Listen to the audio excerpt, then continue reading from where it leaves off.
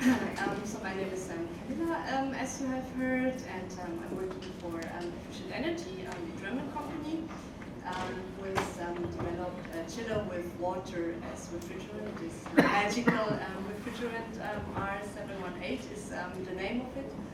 And we have heard in the presentation before about all the issues and problems we are facing with refrigerants or with the F-gas phase down.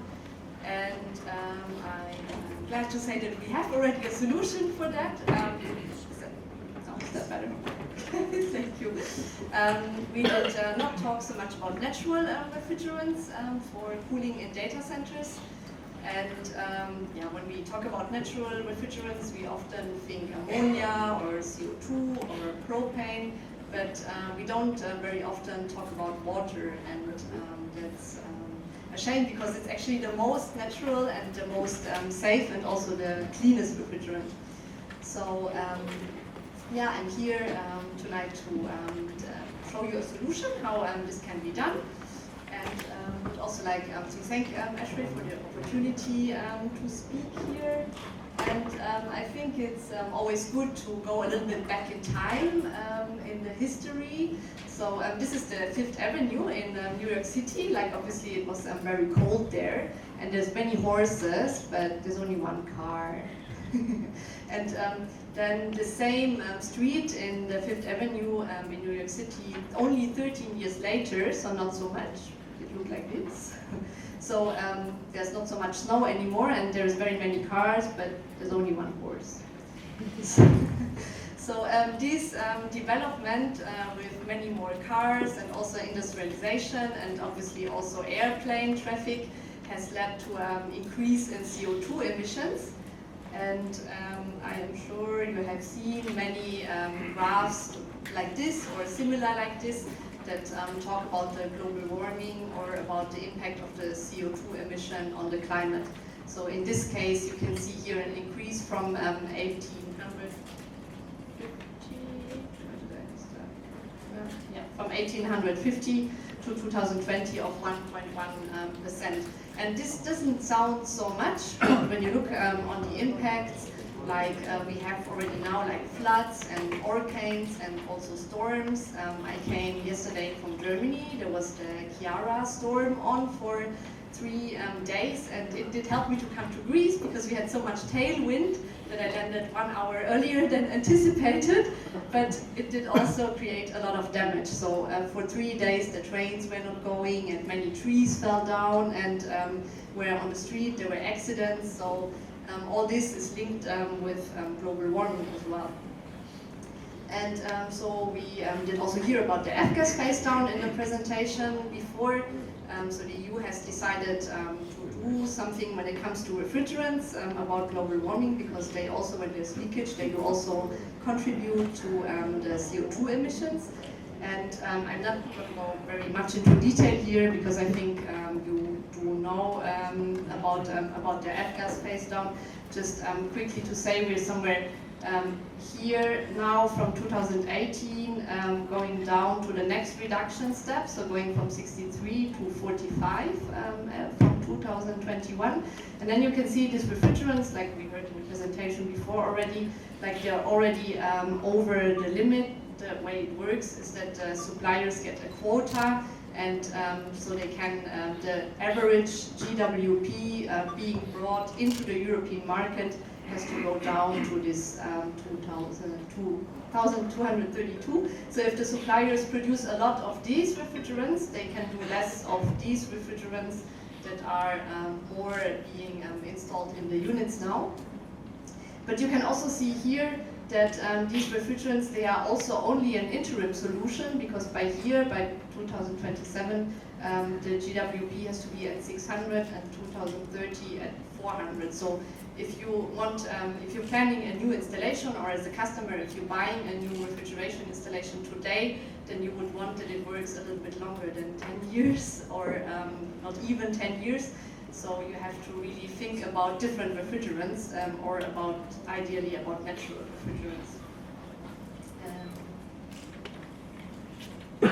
Yeah, And additionally, when we generate refrigerants, there's really only 8 elements in the periodic system that can be used to generate refrigerants.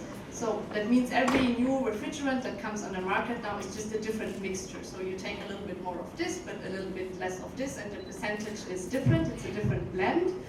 And then automatically, when the GWP will be lower, we've heard that also before, the refrigerant will be more flammable.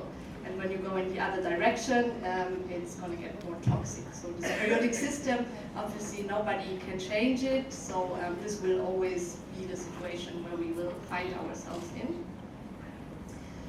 And so here you can see, again, all these chemical refrigerants, or the synthetic refrigerants.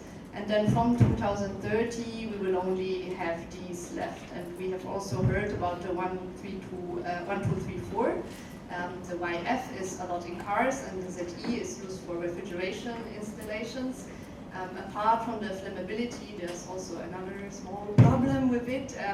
It has a low GWP, that means it does decompose when it falls apart. It's not so high in the air that it will contribute to global warming, but it will be in a lower layer, and then we have fluoroacetic acid that comes into the environment, and that can come with the rain into the groundwater and into the soil. So this is not completely clear and not completely scientifically studied yet what the impact is on the environment and also on humans. So there is this measuring station in Switzerland on the Jungfraujoch. It's like at 3,500 meters. And since 2011, they have measured a considerable increase in R134A and also in 1234.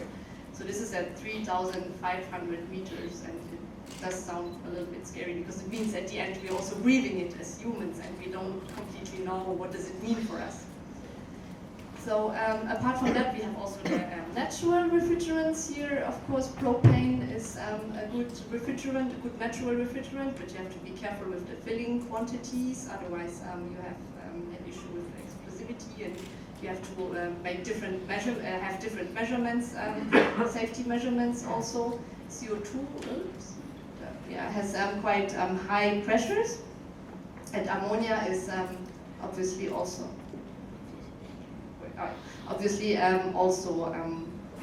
Also toxic, but also very good natural refrigerant. And where applicable, water is actually the best refrigerant. Like, it's not toxic, it's not flammable, and it's available everywhere. So where you can use it, it's the best.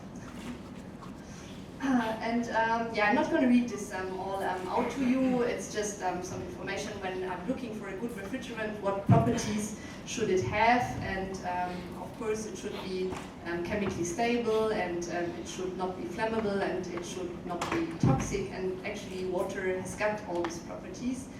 And it's plentifully available, as you can see. Like, there's a lot of water on the earth, and 80% of it consists of water, so we also have plenty of it available, so why would we not use it? And here you can see the log pH, or a possible refrigeration circuit in a log pH diagram of water. The clue is, or the trick is actually on this side where you can see the pressure.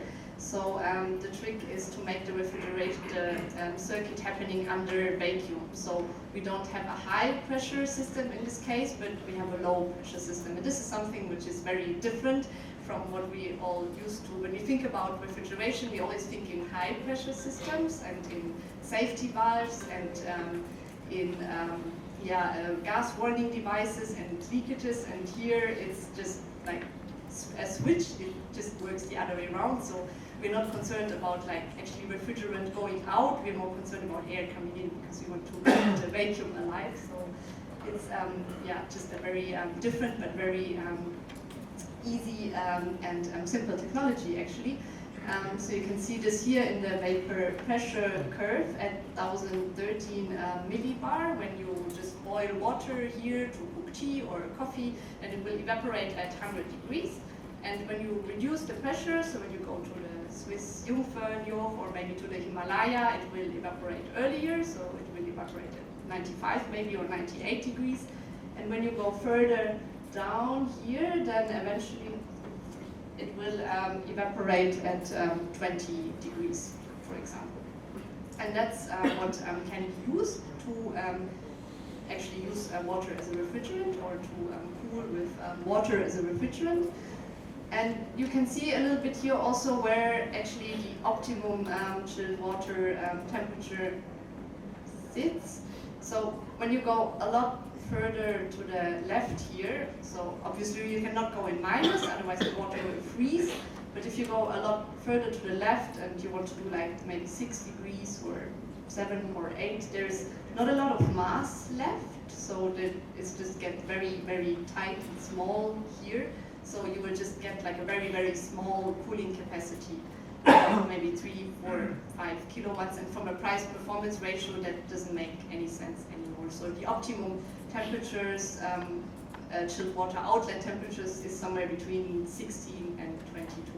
But we have also heard in the presentation before that we like to rise the temperatures for working in data centers to 20 degrees. So yeah, it's a very good fit then. And every degree where we can raise the chilled water outlet temperatures will give us a lot of energy saving also. So it all is very good together. Yeah, water is refrigerant. Obviously, it's not toxic, as we have said before, and there's no oil. You need no oil for it. It doesn't have high pressures, and it's also not dangerous for the environment. F-gas phase down, we don't have to be bothered with it because it's not part of it.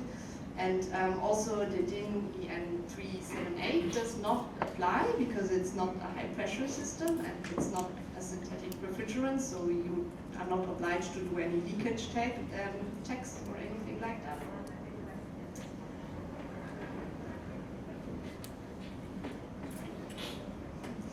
And here is a system that can use water as refrigerant, not an absorption system, it's a turbo compressor system, so it's one possibility how this can be done and how installations like that exist.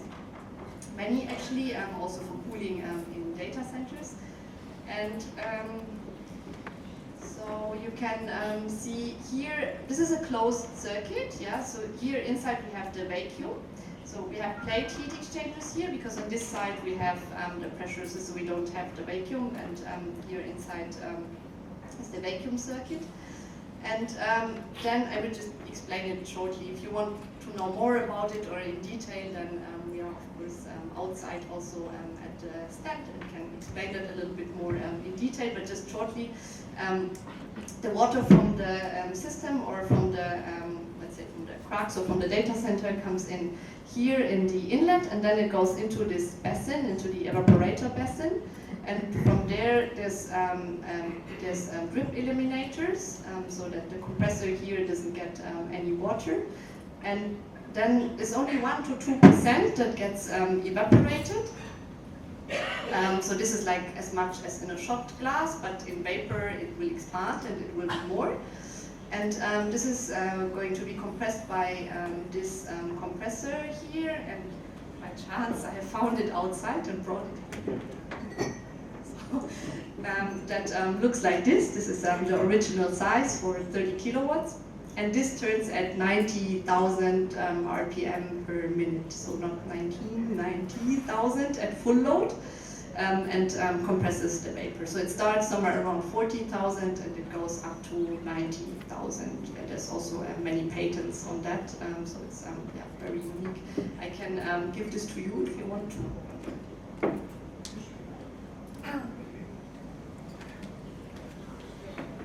It has to come back because it's expensive. Yeah, so after the compression, the hot vapor goes here in this chamber, in the condensation chamber, and evaporation is at here, in this case at 18 millibar, and condensation, the high pressure side is actually still 136 millibar because it's still under vacuum, so yeah, high pressure, or not so high pressure, so still vacuum.